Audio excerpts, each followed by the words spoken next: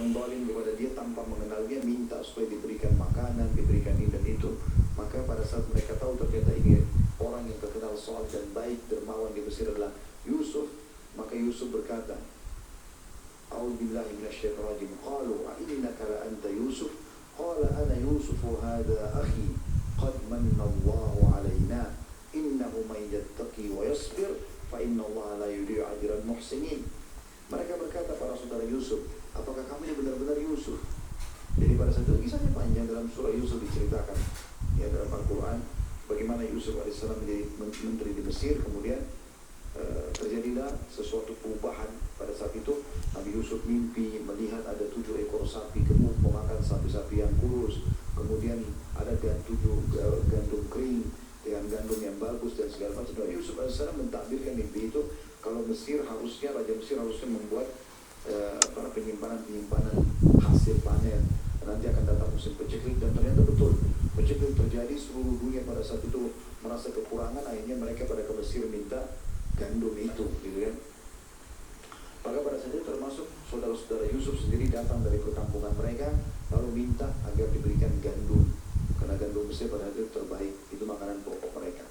Maka Yusuf mengatakan, saya tidak akan berikan kalian sampai kalian membawa adik kalian yang bernama Binyamin. Karena waktu Yusuf AS kumpul sama saudara, tanya, kalian ini siapa? Padahal Nabi Yusuf sudah tahu, gitu kan. Cuma mereka menceritakan, kami adalah anak Nabi Allah Yaqub dan seterusnya. Menceritakan dalam berapa orang kalian bersaudara, disebutkan nama-namanya. Nabi Yusuf buat keadaan seakan-akan tidak kenal Binyamin, lalu dia mengatakan adiknya, ya, saya tidak akan kasih kalian tukar gandum untuk mendapatkan gandum ini kecuali kalian bawa adik kalian Binyamin, saya mau kenal lebih jauh.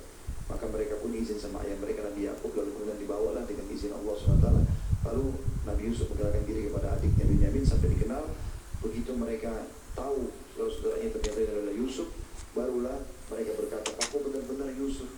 Yusuf menjawab, akulah Yusuf dan ini saudaraku, saya Binyamin, yang adiknya. Sesungguhnya Allah telah melimpahkan karunia-Nya kepada kami. Sesungguhnya barang siapa yang bertakwa, patuh kepada Allah dan bersabar. Dulu kalian lempar saya di sumur, saya sabar, saya terima itu.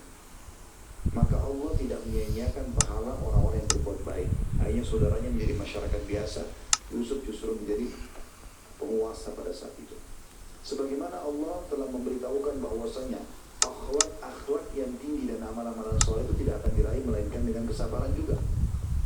Allah yang Maha Suci dan Maha Mudah telah berfirman, jadi antum tidak akan mungkin menjadi seorang alim, tidak akan mungkin menjadi orang-orang yang soleh yang sangat dekat dengan Allah kecuali dengan kesabaran. Dalam surah Al-Qasas ayat 80 Allah berfirman, A'udzubillahi minasyaitonir rajim. Wa qala alladziina utul 'ilma wailakum thawabullahi khairum liman amana wa 'amila shalihan wa la yulaqaha illa as-sabirun.